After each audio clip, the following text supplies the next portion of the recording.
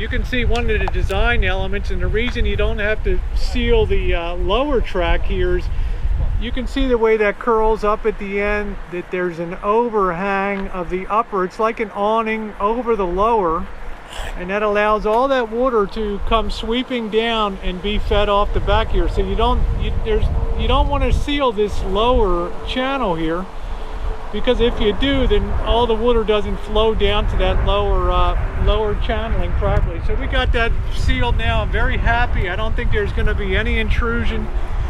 Now the next thing I want to do is I want to get up to the roof and make sure there's no leakage points.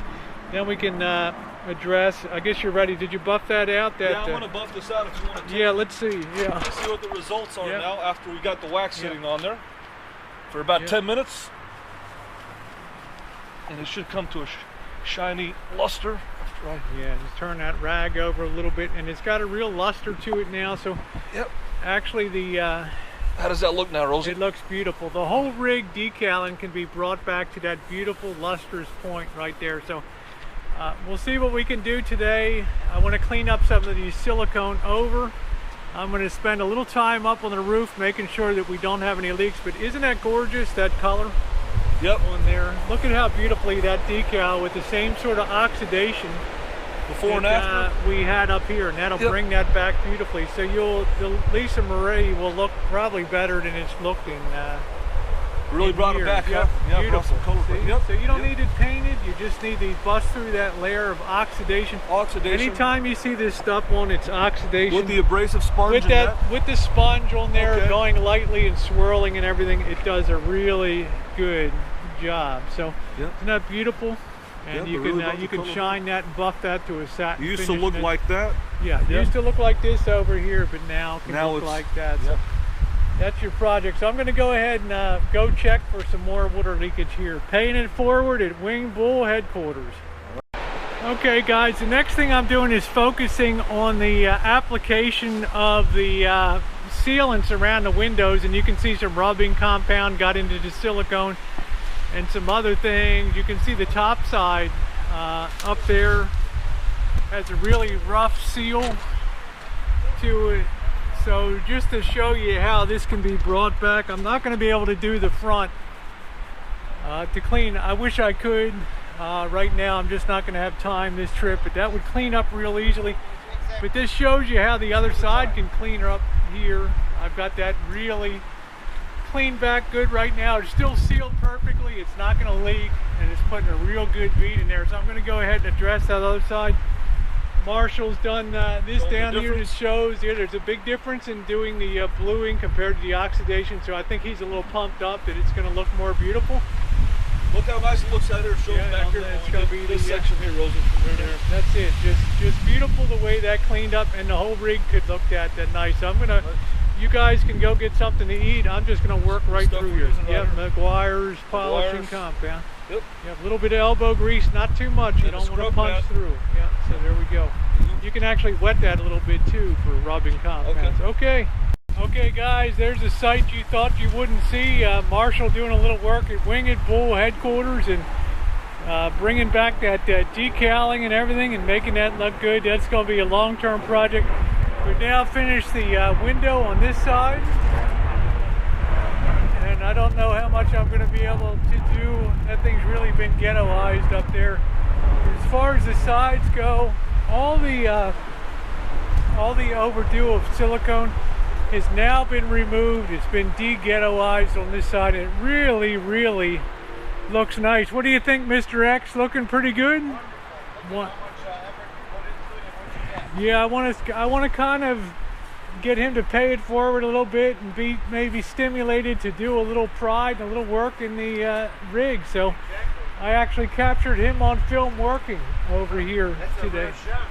Yep, so you can see how pretty the Lisa Marie's working, and I'm going to maybe get up here, do a time check. I guess it's about 2:30 or something like that. 2:30, so yep. Might be feeding time. Might be feeding time on that, so may very well be.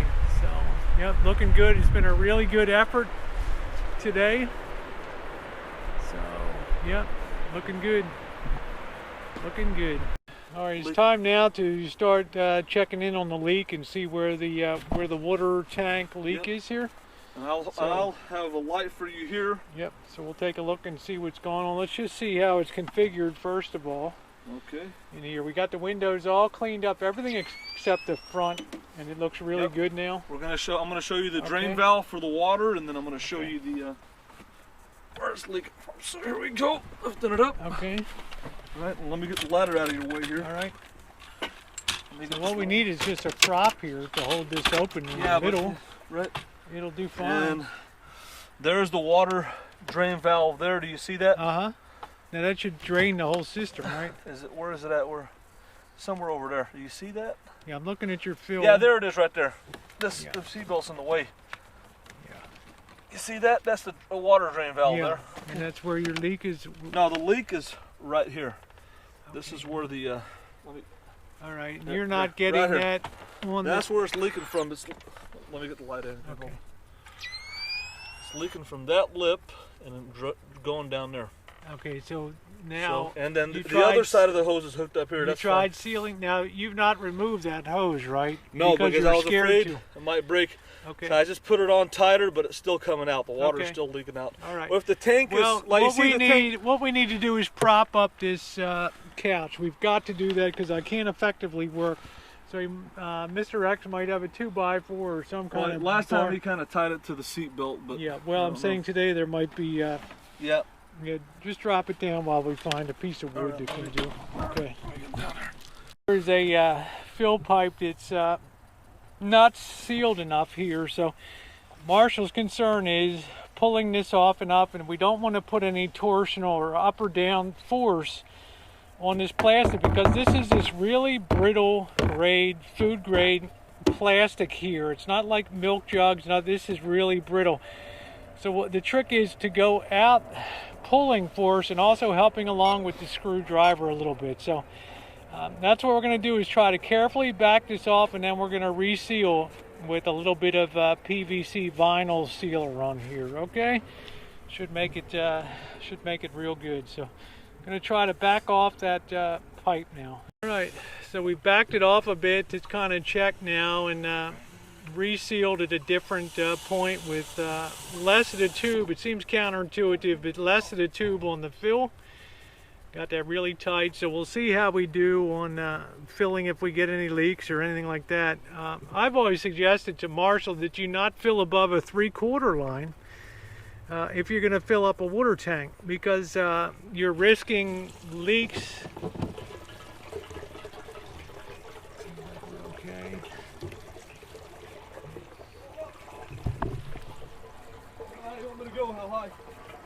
Why don't you open your window over there? She's still dripping, so let me turn it off. Okay, basically, guys, Marshall has had this ongoing leakage with filling the water tank, and on the inside, I'm sure if we shone some light on the inside, you could see some areas of the hose that had some leaking. I think I actually cut the area. So what we ended up doing was removing the hose. But I don't believe in using ribbed hose to make That's the weirdest thing I've ever seen. it's weird. So we want to replace that, and we want to give a little more slack on it too. There's nothing wrong with the lip. This is Coachman's defect error with manufacturing, right? Yeah, well, I don't know if it's a defect, but you know, it's we don't really have to even worry about food grade, because you're never going to keep it past 3/4 anyway, and just you know, it'll just slosh a bit. But there's piping to clear stuff, like Mr. X mentioned, that we can get some clear tubing and throw that on there too, and that's some good inert stuff they use for fish tanks and other things. So anyway, the hardest part of that job is done, so we need to go and get the hosing, and you should be in business. So. Let's do it, guys. Okay.